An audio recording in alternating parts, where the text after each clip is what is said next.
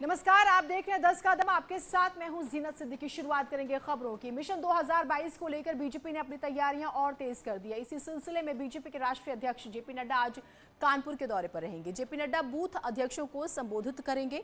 इस कार्यक्रम में सीएम योगी भी मौजूद रहेंगे। दरअसल आगामी चुनाव में फिर से जीत हासिल करने के लिए बीजेपी की रणनीति ग्राउंड स्तर पर पार्टी को मजबूत करने की है और इसी सिलसिले में पार्टी के शीर्ष नेता यूपी के ताबड़तोड़ दौरे कर रहे हैं।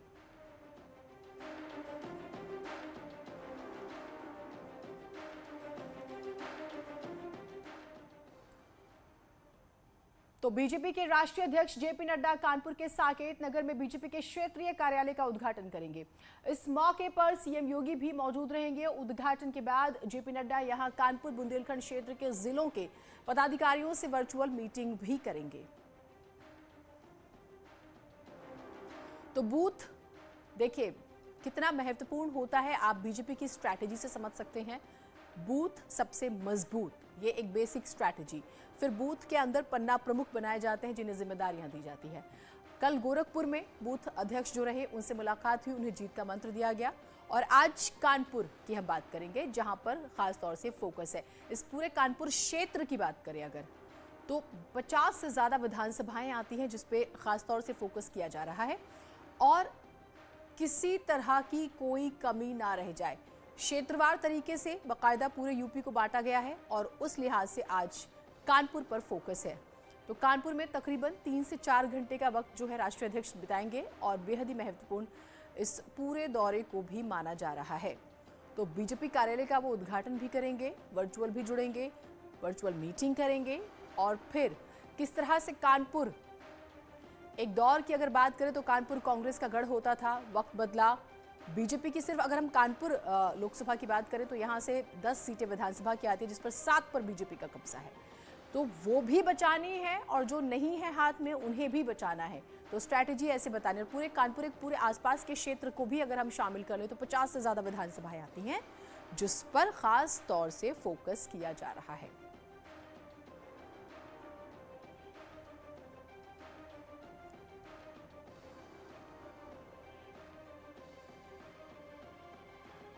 तो कानपुर, आज मिशन कानपुर और कानपुर के आसपास के क्षेत्रों की हम बात कर रहे हैं जिस पर बीजेपी है, यानी कि राष्ट्रीय अध्यक्ष जेपी नड्डा है। और जैसे कि बहुत महत्वपूर्ण यह है कि बीजेपी ने अगर आप स्ट्रैटेजी समझे तो क्षेत्रवार पूरे प्रदेश को बांटा है और नेताओं को क्षेत्र के हिसाब से भी जिम्मेदारियां दी गई हैं।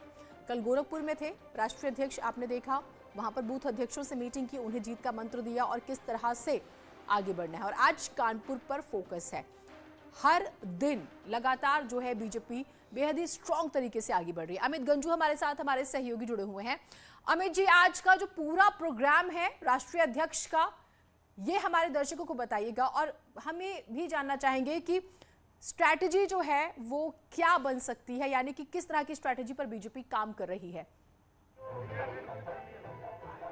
देखिए जीना जी, मैं आपको बताना चाहूंगा 2022 के चुनाव की भले ही घोषणा नहीं हुई है मगर भारतीय जनता पार्टी के नेता कोई कोर कसर नहीं छोड़ रहे हैं। यही वजह है कि आज कानपुर में बूथ सम्मेलन, बूथ अध्यक्षों के साथ संवाद होना है। अगर बात करें आज के कार्यक्रम की तो भारतीय जनता पार्टी के राष्ट्रीय अध्यक्ष उत्तर प्रदेश के मुख्यमंत्री योगी आदित्यनाथ लगभग 10:40 पर कानपुर पहुंचेंगे और उसके बाद कानपुर में नामदेव जी का गुरुद्वारा जो किदवई नगर में है, ये सिद्ध गुरुद्वारा कहा जाता है। उन लोगों ने मुख्यमंत्री से रिक्वेस्ट की थी, उनके डेलीगेशन है, मुख्यमंत्री ने उनकी रिक्वेस्ट को माना और आज उनके साथ संवाद भी करेंगे। पहले जहां एक और मत्था टेकेंगे तो वहां संवाद करेंगे। सिख समाज और सिंधी समाज के लोगों ने वहां एक बड़ा कंसाइज्ड प्रोग्राम रखा गया है। 514 लोगों की टोटल एंट्री है उसमें, जहां वो सिख समाज के लोगों से संवाद करेंगे तो कुछ सिंधी समाज के 7 लोग भी वहां मौजूद रहेंगे, वो जो उन्हें सम्मानित भी करेंगे और सरोपा भी देंगे। ये भी समझाइएगा, अगर सिख समाज के लोगों से मुलाकात करते हैं, आपने कहा कि उन्होंने जो है न्योता दिया था, मुख्यमंत्री ने स्वीकार किया,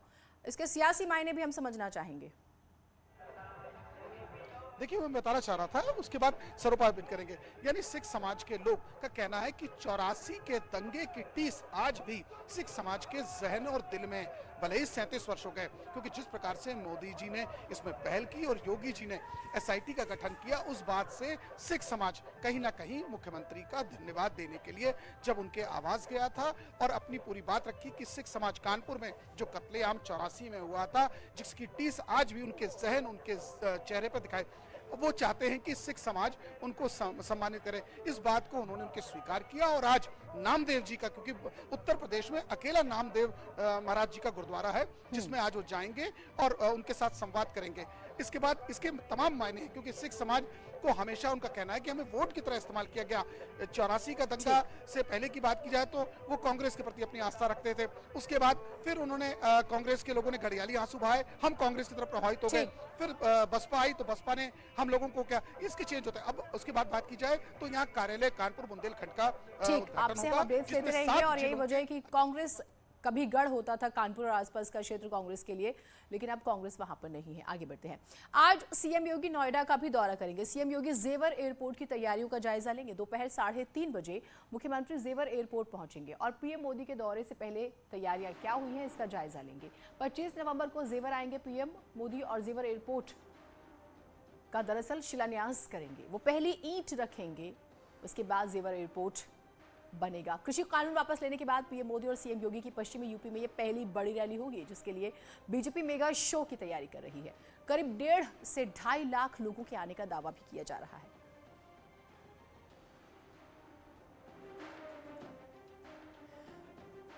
तो जेवर के जरिए पश्चिमी यूपी पर फोकस मिशन।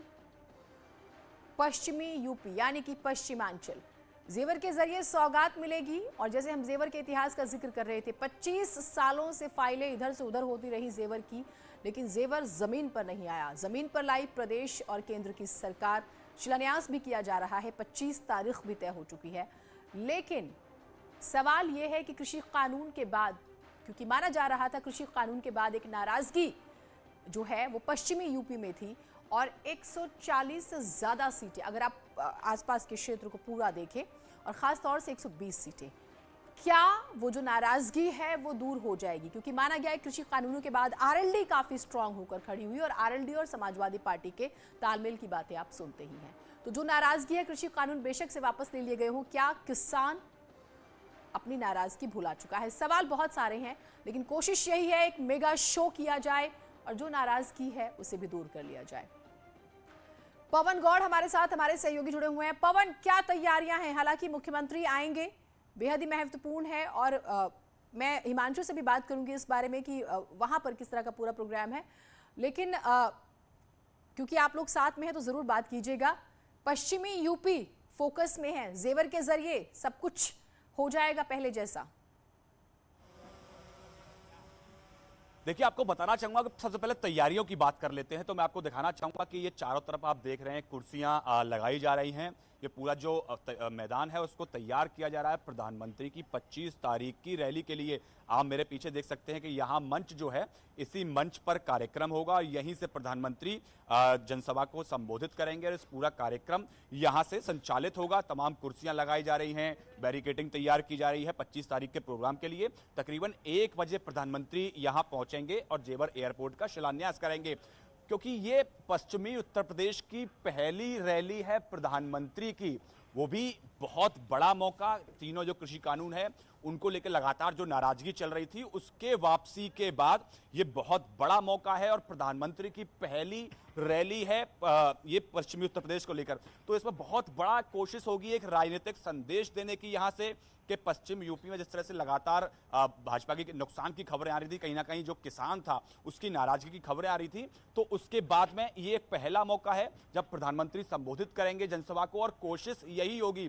कि जो नाराजगी है, पहले सरकार फैसला ले चुकी है वापसी का कृषि बिलों की, अब वो नाराजगी प्रधानमंत्री अपने संदेश के जरिए दूर करने की कोशिश करें।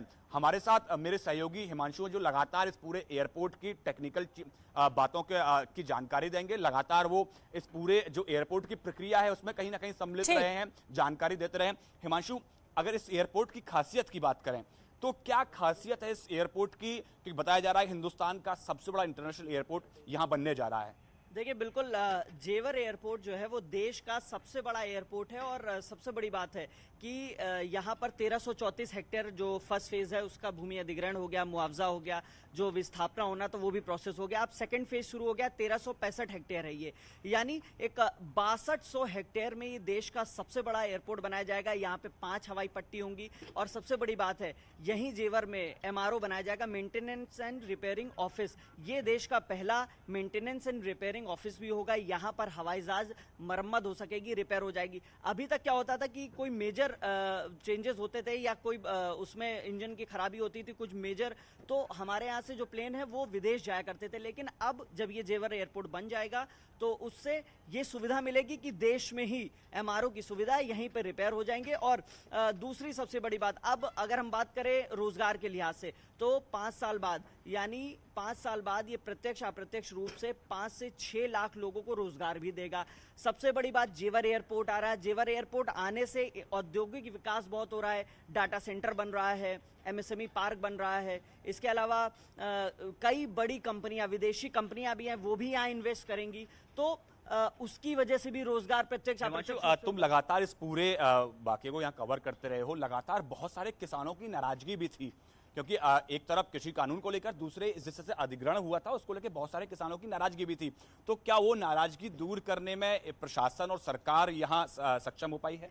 देखिए मैं आपको एक चीज और बताना चाहूंगा, यहाँ पर बात करें जिला प्रशासन, DM जब BN सिंह हुआ करते थे उस दौरान ये अधिग्रहण हुआ जो फर्स्ट फेज का था 1365 हेक्टेयर, तब कमिश्नरेट नहीं लागू थी।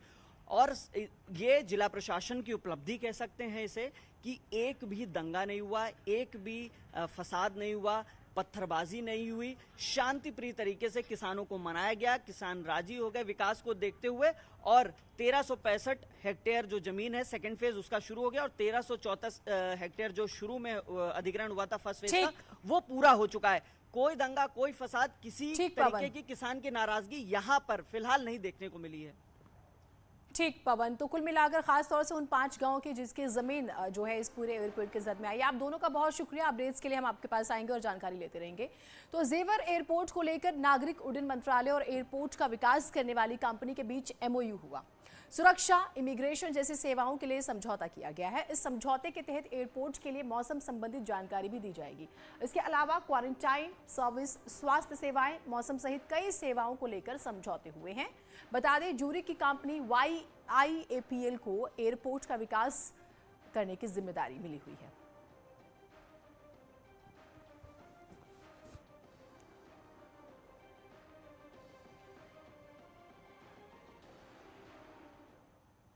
रामायण एक्सप्रेस में वेटर्स की ड्रेस पर संतों की आपत्ति के बाद अब उनकी ड्रेस बदल गई है। आप देख रहे हैं 2 तस्वीरें। पहले पीला कुर्ता और भगवा धोती में वेटर्स यात्रियों की सर्विस कर रहे थे।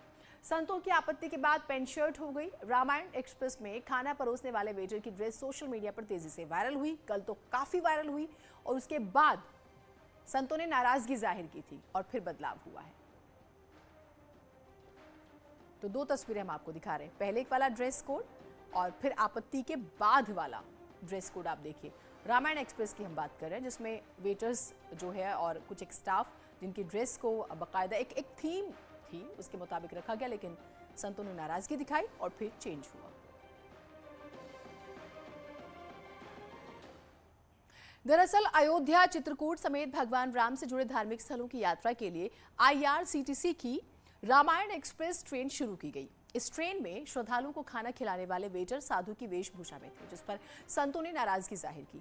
परमहंस अखाड़ा परिषद के पूर्व महामंत्री अवधेश पुरी ने आपत्ति जताते हुए वेशभूषा बदलने की बात कही और 12 दिसंबर को चलने वाली ट्रेन का विरोध करने की बात कही है। साथ ही रेल मंत्री को पत्र भी लिखा। इसके बाद अब ट्रेन में वेटरों की ड्रेस बदल गई है। हम धार्मिक पर्यटन को बढ़ावा देना चाहते हैं तो हमारी भारतीय संस्कृति की आस्था के प्रति, भारतीय संस्कृति की आन बान और शान के प्रति इस भगवा पर कोई आंच नहीं आना चाहिए। हमारे संतों की या ब्राह्मणों की वेशभूषा पर कोई आंच नहीं आना चाहिए। ब्रेक के बाद स्वागत है आप सभी का। इसी बीच एक बड़ी खबर नोएडा से आ रही है। पुलिस और बदमाशों में मुठभेड़ हुई है। एक बदमाश घायल हुआ है, एक को पुलिस ने कॉम्बिंग कर पकड़ा है। लूट के करीब 52,000 रुपए भी इनके पास से बरामद हुए हैं। सेक्टर 58 इलाके में मुठभेड़ हुई है। 19 तारीख को बारात से इन्होंने दरअसल लूटपाट की थी। देखिए 19 तारीख को सेक्टर 58 थाना क्षेत्र में घटना घटी थी, जिसमें लाल पल्सर पे सवार दो व्यक्ति ने, एक बारात जा रही थी, उसमें पीछे से एक व्यक्ति से एक थैला छीन करके भाग गए थे। उस थैले में लगभग 70,000 रुपये थे। हमारी टीम उस पर काम करना शुरू कर दी। ACP2 और SHO 58 की टीम ने बहुत सघनता के साथ वहाँ के सारे एविडेंस देखे और उस एविडेंस में कुछ क्लू मिला, हम लोगों ने डेवलप किया और डेवलप में करने के बाद पता चला कि एक बहुत ही शातिर गैंग है, उसके पीछे हमारी टीम लगी थी और ये शातिर गैंग आज पुनः यहाँ पे स्ट्राइक करने के फेरे में था। हम लोगों ने घेराबंदी की। घेरा देख करके इन लोगों ने हमारी टीम्स पर अटैक किया, जवाबी कार्रवाई हुई। उसमें एक व्यक्ति घायल हुआ और दूसरा को कॉम्बिंग में पकड़ा गया। चलिए एक छोटे से ब्रेक के लिए रुक रहे हैं, कहीं मत जाइएगा।